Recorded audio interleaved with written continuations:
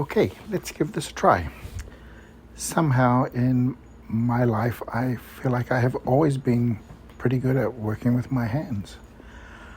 I've had the confidence to try just about anything that has been put in front of me. And I've often wondered where that confidence came from. I have had the opportunity to do moldy wood carving. I have done auto mechanics. I have done auto body and paint. I have done construction. I've done carpentry work, and likely a slew of other things that don't come to mind right now. I think my motto again has been that I would just about try anything once. So wondering where this has come from, when my daughter was visiting not so long ago, she passed a comment. I had been in my workshop sharpening tools and my hands were a little dirty. And she came out and she saw it and she goes, "There's those grubby hands that I'm so used to." And so I was thinking about that and thinking, well, where did this come from? I think my childhood happened when I was 4. Somehow one of my sisters has always said that, kind of teasingly, everything in my life happened when I was 4. And when I was 4, I had a little red tricycle. And of course it was fire engine red. I think it had a white seat and maybe white handlebars, or maybe they were chrome. I know it had a little thumb crank bell that did work for a little while. I don't remember it being brand new. Likelihood it wasn't. We were not a very wealthy family growing up. And yet I think I loved that bike and I went everywhere on it. And it's been several times people have said that when I was little I had that bike and was never separated from it. And then somehow I was 10 or 11 or 12. I'm not sure. I'm not sure when I no longer had that bike. But I remember my dad coming home with an adult 2-wheel bicycle. Somehow I went from this tricycle as a little kid to an adult bike. And again, I remember it was not brand new.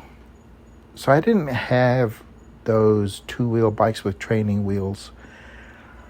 I remember trying to learn how to ride a bike, and maybe by now I'm a little older and it was a little harder, and it wasn't more than once that I ended up in the hydrangea bushes in the front yard trying to learn how to ride this adult bike. But somewhere along the way, I got it down.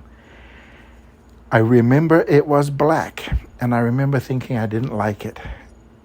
And I thought this bike could be better. So I decided one day, with the supervision of my 4-year younger brother, to rebuild this bicycle. I didn't have any kind of previous experience or even any adult supervision.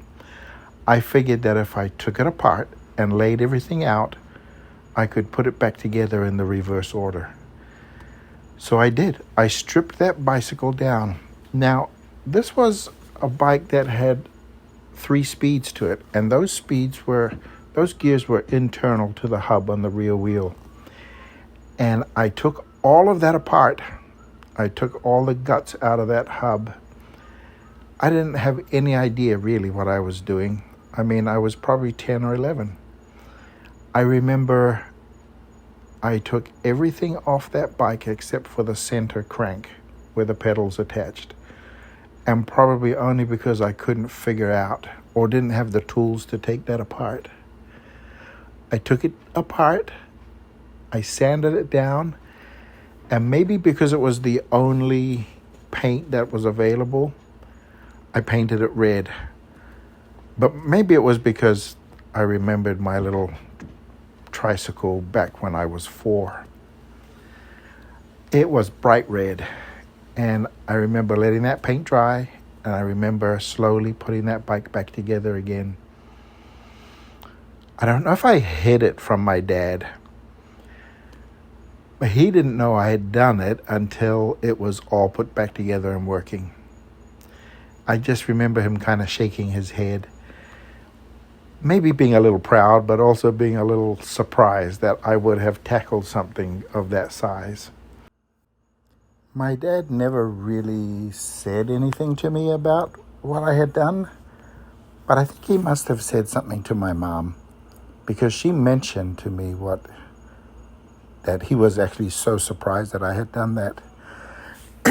I think Dad was in his way of trying to let me know how proud he was. I remember him taking me to the local bike repair shop where he bought me a little hand crank handle with cable for the gear shift, which was the thing not working on the bike in the first place.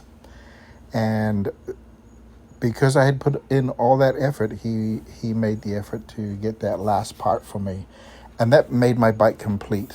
I remember calling this bike the Red Terror. Looking back over that experience of rebuilding that bicycle, I realize it's not that big of a deal. But for me at that age it was. And I realized that it was this launching pad. Little did I know that in maybe another 4 years, I would be rebuilding engines and fixing cars so that I could take my girlfriend out.